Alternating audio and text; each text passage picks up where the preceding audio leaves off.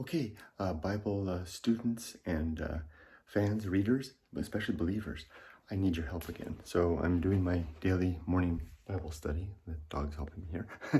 And I'm reading Ezekiel 40, very long chapter in the book of Ezekiel that goes on with a vision of a temple.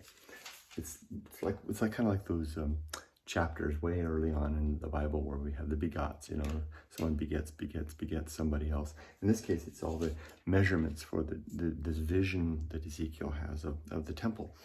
And I always read each chapter twice. I read it once in the NIV, and then I read it once in the King James edition so that I can get a feel for both, right? Because those are two very important versions of the Bible.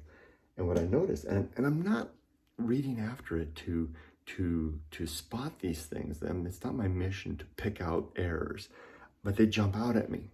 And they're especially errors where they're quantifiable numbers.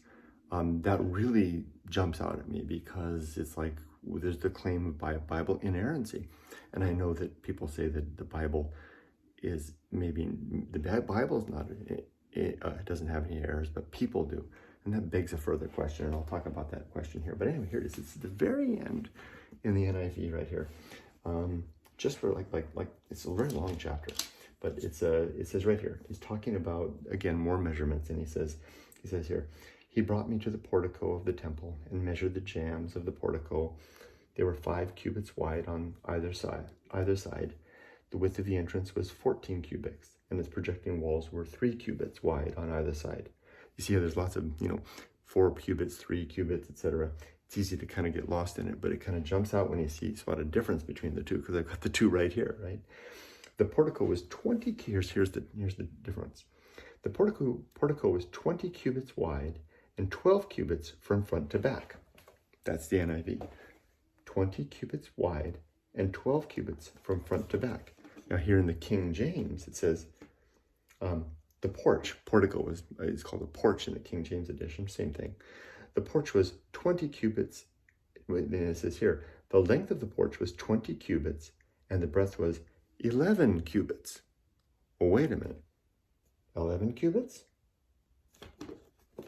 In the King James, 12 cubits in the NIV. Which is it? So now I've been told that again, like I said, because this came up before, I had the question before about the numbers, and someone said, well, the Bible is still inerrant. It's just humans made mistakes during transcription or translation, or etc. So my question is, would God, if God exists, would God allow His word to be so corrupted? And what kind of a vehicle for sharing of truth would that be if it is indeed, if these two carry that kind of a small difference in terms of the numbers like that, and God allows that, allows human error to be passed along through transcription and translation, what other error could there be, and how? And this is not a challenge, but it is. How can we trust what's written in these books to be accurate, especially given that, we do not have the originals I don't think for any of this stuff, right?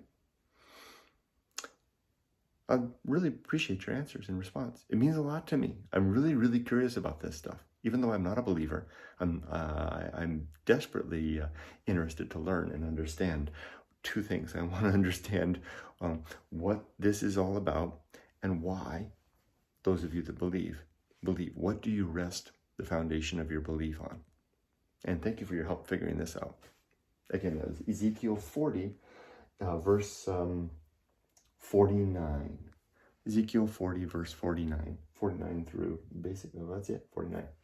Which leads us to the end of it. Take care. Thank you.